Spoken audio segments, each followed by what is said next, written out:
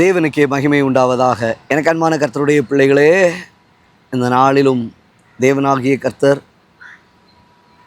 தம்முடைய வசனத்தை கொண்டு தம்முடைய வார்த்தைகளை அனுப்பி உங்களை குணமாக்குவாராக. உங்கள் குடும்பங்களை கர்த்தர் குணப்படுத்தி நடத்துவாராக. இந்த நாளிலும் உங்களோடு கூட கர்த்தர் பேச விரும்புகிற அவருடைய வார்த்தை சங்கீதத்தின் புஸ்தகத்தில் 125 சங்கீதம் 2வது வசனத்தில் வாசிக்கிறோம். பர்வதங்கள் எருசலேமை சுற்றிலும் இருக்குமா போல் கர்த்தர் இது முதல் என்றென்றைக்கும் தம்முடைய ஜனத்தை சுற்றிலும் இருக்கிறார். எனக்கு அன்பான தேவ பிள்ளையே, கர்த்தருடைய ஜனமே, பர்வதங்கள் எருசலேமை சுற்றிலும் இருக்குமா போல. இப்போது பர்வதம் என்று சொல்லும் பொழுது மலைகள், பெரிய பெரிய மலைகள், இவைகள் எல்லாம் என்ன செய்கிறது என்றால் எருசலேமை சுற்றிலும் அது காணப்படுகிறது. இப்போ ஒரு தேசத்திற்கு பாதுகாப்பாக இருக்கக்கூடிய ஒரு அரண் என்ன அப்படின்னா மலை. யுத்தம் பண்ண போகும்போது அந்த மலைகளின் அடிவாரங்களிலே ஒளிந்து கொள்வார்கள், மலைகளின் குகைக்குள்ளாக ஒளிந்து கொள்வார்கள், மலைகளின் பின்புறங்களிலே ஒளிந்து கொள்வார்கள். ஒளிந்து கொண்டு எதிரியை வேட்டையாடுவார்கள். வேதத்திலே நாம் வாசிக்கிறோம், இஸ்ரவேல் ஜனங்கள் எல்லாரும் மலையின் மீது முன்பாகவே அவர்கள் ஏறி அமர்ந்திருக்கிறதையும் பதிவிருக்கிறதையும், பின்பு எதிரிட்டு வருகிறதான எதிரிகளை இறங்கி அடிக்கிறதையும் நாம் பார்க்க முடியும்.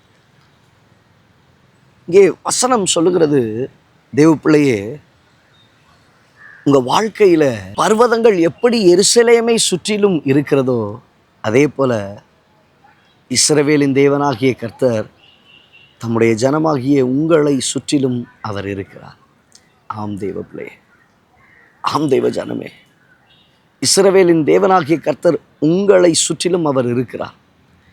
எப்படி அந்த மலைகள் அவர்களுக்கு பாதுகாப்பாய் யுத்த நேரங்களிலே அது காணப்படுகிறதோ, எதிரிகள் நுழையாதபடிக்கு, எதிரிகள் ஊடுருவி விடாதபடிக்கு அது பாதுகாப்பானதாக இருக்கிறதோ, அதே போல் இஸ்ரவேலின் தேவனாகிய கர்த்தர் உங்களை சுற்றிலும் இருக்கிறார்.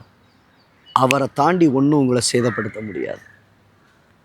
அவரை தாண்டி ஒன்றும் உங்களை வேதனைப்படுத்த முடியாது, ஒன்றும் துக்கப்படுத்த முடியாது. என் துக்கங்களை எல்லாம் அவர் சுமந்து தீர்த்தார், என் வேதனைகளை எல்லாம் அவர் சுமந்துட்டார், என் சாபத்தை அவர் சுமந்துட்டார், என்னுடைய பலவீனங்கள், என்னுடைய நோய்களை யாவையும் அவர் சிலுவையிலே சுமந்து தீர்த்தார்.